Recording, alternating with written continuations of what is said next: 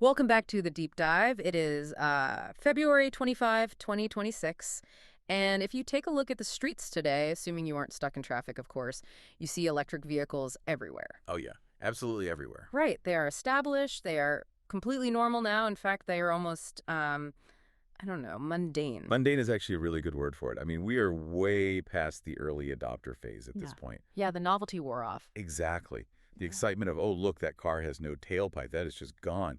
Now it is just transportation. It's just how you get to work. But here's the thing. If you talk to anyone who owns one, or more importantly, the engineers who are trying to sell the next generation of them, there is this feeling of stagnation. A very real feeling, yes. It feels like we hit a ceiling around, what, 2023 or 2024, and we haven't really broken through it since. I mean, the range is okay, but it's not amazing. Charging is faster, but it is not gas station fast. Right. You're still waiting around. And the price is still sticking point number one for you, the consumer. It is the plateau. We basically harvested all the low-hanging fruit of the lithium-ion revolution over the last decade. We optimized everything we could see. Right. We tweaked the software, we made the cars incredibly aerodynamic, we changed the packaging. But the actual box of chemicals sitting at the bottom of the chassis, The battery itself. yeah, that hasn't fundamentally changed in a really long time. We were essentially banging our heads against the laws of physics with the current chemistry. Which is why today we are looking at something that might, and I want to put a huge emphasis on the word might be, the sledgehammer to break that ceiling. It's a very interesting development. Yesterday, February 24th, a partnership was announced here in Europe. It didn't get the flashing neon lights of a massive new car launch, but for the battery nerds out there, it was significant. Ampere and Basquevolt. This is a really fascinating pairing because on one side you have Ampere, which is the EV and software pure player that spun out of Renault Group. The guys who actually have to build and sell the cars? Exactly. They are the ones under immense pressure to sell vehicles that can actually compete with the Chinese giants and Tesla. Right. And then on the other side, you have Basquevolt. They are a Spanish battery developer, heavily backed by an ecosystem including the Basque government and Iberdrola. And they are pitching a very specific technology. Lithium-metal-based batteries with a polymer electrolyte. That's the one. Now, before we get too excited, I do want to set the ground rules for this deep dive. We are pulling our insights today from sources like Electric and Hybrid Vehicle Technology International, the official press releases from Renault Group, and some in-depth technical analysis out of Italy. And we should note the tone of those sources. Yes, exactly. None of these sources are using words like miracle or magic. And neither should we. We need to look at this with clarity and humility. Right.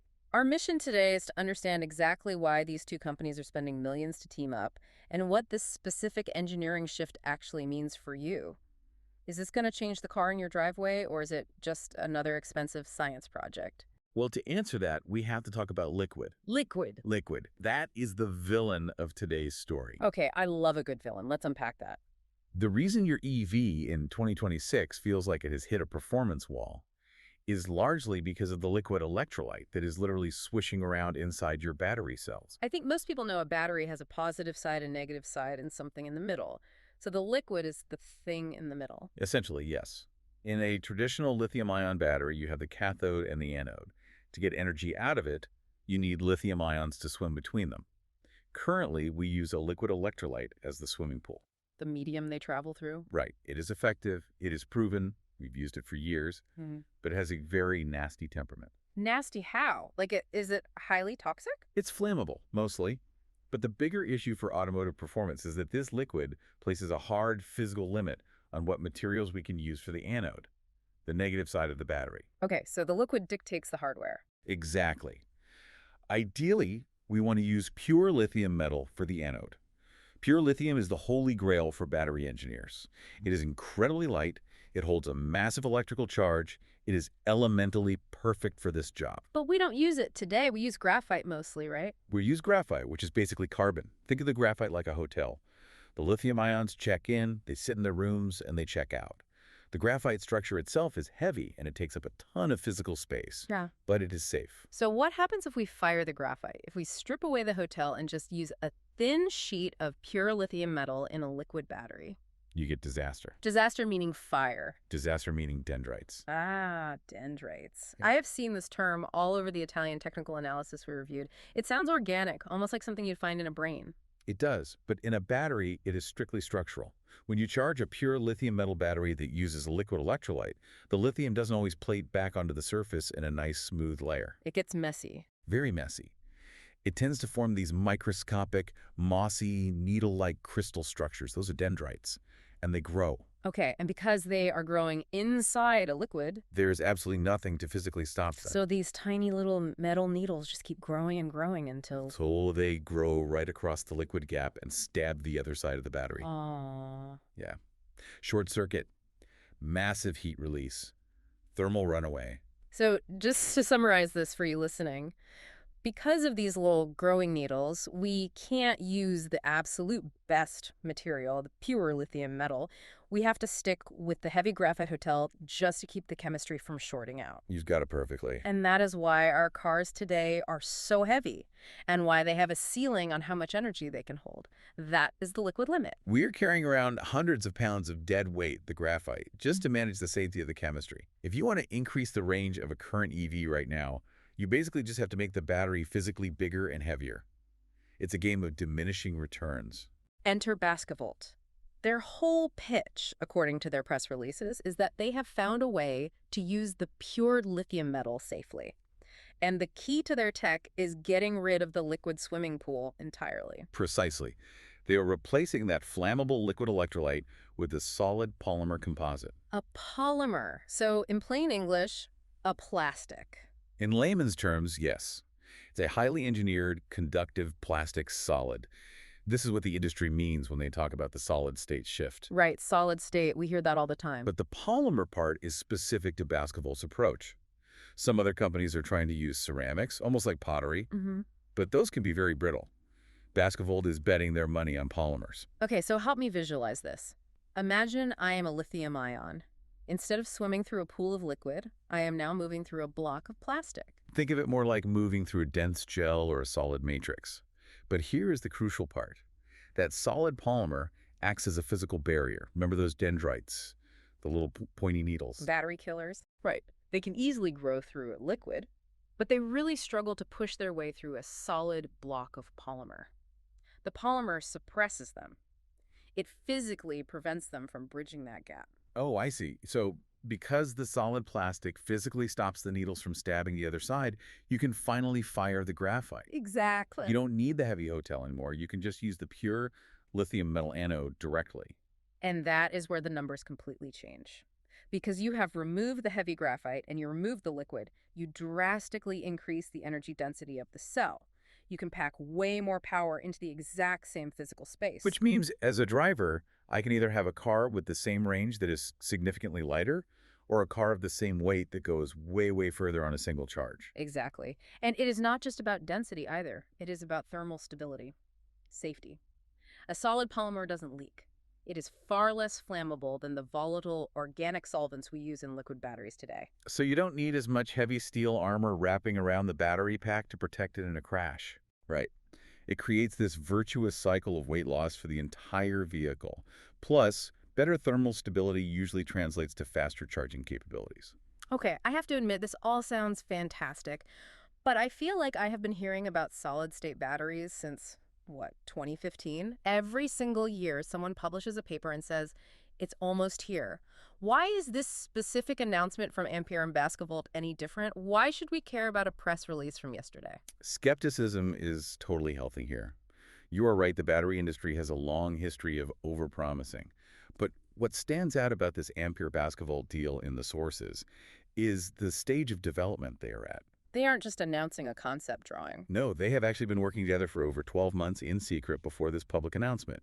And now they have signed a joint development agreement, a JDA, to produce what they call pre-A-sample prototypes. Pre-A-sample? That sounds incredibly bureaucratic. Translate that for us. Does that mean they have a battery I can put in a remote control car right now? It means they're crossing the valley of death. The valley of death. Yeah, in hardware startups, it is relatively easy to make a coin cell. That's a tiny battery the size of a watch battery that works perfectly in a pristine lab environment. Right. But it is incredibly hard to scale that tiny coin cell up to a large pouch cell that can actually power a 2-ton car. A cell that can handle brutal vibration, freezing temperatures, and thousands of fast charges without degrading. So where does Pre-A fit into that? Pre-A means they are officially moving out of the lab science experiment phase and moving into the industrial validation phase. They are building the actual form factor that would eventually slide into the chassis of a Renault. Yes, they are proving that the underlying chemistry actually holds up when you make it large format. It is a major milestone, but it's a milestone of humility, actually. They aren't going out there saying, hey, we are ready for mass production tomorrow. They are saying, we have proven the science, now we are proving the engineering. And Ampere is the customer here. They are the ones who ultimately have to put this technology in a car and convince you to buy it. Ampere provides the reality check. They aren't going to buy a battery that costs $50,000 just because it has cool tech inside. They need to sell cars to normal families. Hmm. And honestly, this brings us to the part of the technical reports that I think is actually the most important, even more important than the range or stopping the dendrites. You are talking about the economics of it, the Oh, cost. yeah. The sources dropped a specific number that honestly stopped me in my tracks when I was reading the prep material. They claim this polymer technology can reduce costs by 30%. 30%. Yes. Now, hold on. In traditional automotive manufacturing, if an engineer finds a way to save 3%, they get a bonus. If they save 5%, they get a massive promotion.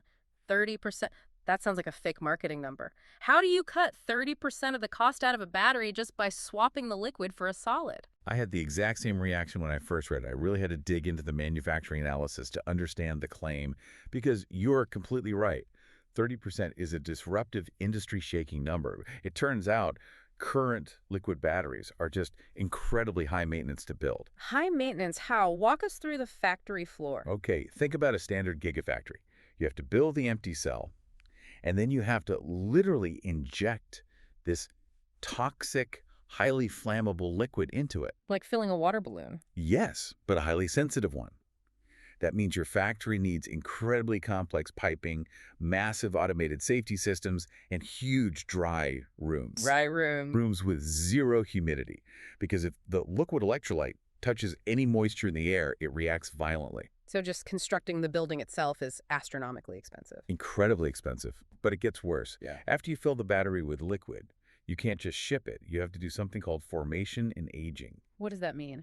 You have to charge and discharge every single battery very, very slowly, under strictly controlled heat and pressure. Sometimes this process takes weeks. You literally have millions of batteries just sitting on massive racks, taking up huge amounts of space, eating up electricity, while the liquid chemistry slowly settles and stabilizes. That sounds like an absolute nightmare of a bottleneck. You just have all this valuable inventory sitting there, not being sold, tying up your cash. Exactly. It is a massive capital trap for these companies. Now look at Basquevolt's proposition with the solid polymer. There is no liquid injection step at all. So you just delete the expensive piping and the delicate injection machines? Right. And because the electrolyte is already a stable solid, the formation process is drastically simpler and much faster. You don't need weeks of aging on a shelf. The polymer is chemically stable from the get-go. So you completely delete the massive warehouse full of slowly aging batteries. You delete the time delay, you delete the massive energy bill required to keep that aging room hot, and you delete the massive square footage required to store them. That is where the 30% figure comes from. It is 30% lower capital investment to actually build the gigafactory, and 30% less energy consumed to manufacture each kilowatt hour of battery. Okay, that makes total sense when you break it down like that. It is not that the raw plastic materials are magically 30% cheaper to buy. It is that the manufacturing process itself is 30% less stupid. Less stupid is a somewhat crude way to put it, but it is highly accurate. Liquid batteries essentially rely on a manufacturing process that was originally designed for tiny camcorder batteries in the 90s, and we just scaled it up to absurd proportions. Basquevolt is trying to design a new process specifically meant for mass-market vehicles from day one. This connects directly back to what Nicolas Riquet, the VP from Ampere, said in the press release. He specifically talked about testing under real-world automotive conditions, and Pablo Fernandez, the CEO of Basquevolt, explicitly talked about reaching the mass market. They are laser-focused on that mass-market aspect, because if you can actually deliver a true 30% cost reduction at the factory level, that changes the game far more than giving a car a 1,000-kilometer range. Why do you say that? I feel like everyone always says the number one thing they want is more range. People say they want range on surveys, but they buy with their wallets. Right now, today, the main reason EVs are more expensive upfront than gas cars is the cost of the battery pack. If you can cut the cost of that battery by a third, you suddenly hit true price parity with combustion engines. Or maybe you even gain a price advantage. So the end goal of this partnership isn't necessarily to build some million-dollar supercar that drives for 12 hours without stopping. The goal is to build a normal Renault 5 or a Twingo that is genuinely affordable for a regular family, but still actually makes a profit for the manufacturer. Exactly. This polymer technology is really about the democratization of the EV. It moves the technology from being a luxury good for early adopters to being a standard, affordable commodity. That is the core mission here. It is not just about unlocking better chemistry, it is about unlocking better economics. But let's play devil's advocate for a second. We are sitting here talking about pre-A samples. We are in early 2026. Realistically, when does a normal person actually get to buy a car with this Basquevolt tech in it? Not next year. And probably not the year after that either. Even if this validation phase goes perfectly and in automotive engineering, things rarely go perfectly on the first try. You're still looking at B samples, then C samples. Hmm? You have to do extensive winter testing in the snow in Sweden, summer testing in the heat of Death Valley. So we are really looking at what, 2029, 2030? Late 2020s is a realistic timeline, yes. And honestly, that is exactly why I appreciated the tone of their announcement yesterday. It was grounded, it was humble. They aren't promising flying cars tomorrow. They are saying, look, we believe we have unlocked the chemistry problem. Now please give us a few years to unlock the heavy manufacturing problem. It is definitely a long game. But reading between the lines of these sources, it seems like a very necessary game for Europe to play. If the European auto industry wants to have its own secure battery supply chain and not just rely on importing everything from Asia, they need a distinct technological edge. They can't just copy the liquid batteries everyone else is already mass producing. That is the massive geopolitical subtext running underneath all of this. Europe largely missed the boat on the first great wave of lithium-ion manufacturing. That entire global supply chain is heavily dominated by China right now. But if Ampere and Basquevolt can successfully commercialize and own the next wave, the solid-state wave, that brings incredibly valuable intellectual property and heavy manufacturing power right back to the European continent. So, to bring this entire deep dive back to you, the listener, who might just be sitting in traffic right now, why does all this chemistry and factory talk actually matter to you? It matters because we are currently living through the awkward transition from version 1.0 of the electric car to version 2.0. Version 1.0 was basically proving to the world, hey, it works. You can drive without gas. Version 2.0 is about proving, hey, it makes total sense. It makes sense financially. And practically. I mean, imagine buying a car that doesn't need a massive, heavy liquid cooling system taking up trunk space. A car where the battery is built right into the structure, but weighs half as much as the one you have today. It handles better on the road, it wears through tires much slower, and it charges significantly faster because you don't have to constantly worry about a liquid electrolyte boiling over. It really is the invisible revolution. We are all out here waiting for cars that look like spaceships or fully self-driving pods. But the real revolution that will actually change your daily life is happening inside a chemical slurry mixer in a pilot factory in Spain. That is usually how deep technological shifts go. The biggest, most profound impacts almost always come from the things you never actually see. You will just notice that one day, buying an EV finally became the completely obvious choice because it was cheaper and better in literally every single metric. You probably won't ever thank the solid polymer electrolyte, but it will be the underlying reason you bought the car. I really love that perspective. The technology is truly successful when it becomes completely invisible to the user. You just get in the seat, push the pedal, and drive. Precisely. It just works. Well, we are certainly going to be watching the Ampere and Basquevolt partnership very closely over the next few years. A 30% cost reduction is an incredibly bold claim to make in this industry, and the pre-A testing phase is notoriously where many ambitious startups meet their end. But if they actually pull this off, the automotive landscape is going to look very, very different by 2030. It certainly does have that potential. It's going to be an incredibly fascinating few years for chemical engineers, that's for sure. As we wrap up today's deep dive, we want to take a moment to say a massive, explicit thank you to you, our listener. We know we got a little deep into the technical weeds today, talking about dendrites and gigafactory capital expenditure, but we truly appreciate you sticking with us through it all. Yes, absolutely. Your time is incredibly valuable, and we love that you consistently choose to spend it getting smarter on these complex topics with us. Thank you so much for listening. It is a real privilege to get to explore these sources and these technologies with you every time. We will definitely see you on the next deep dive. Until then, safe driving.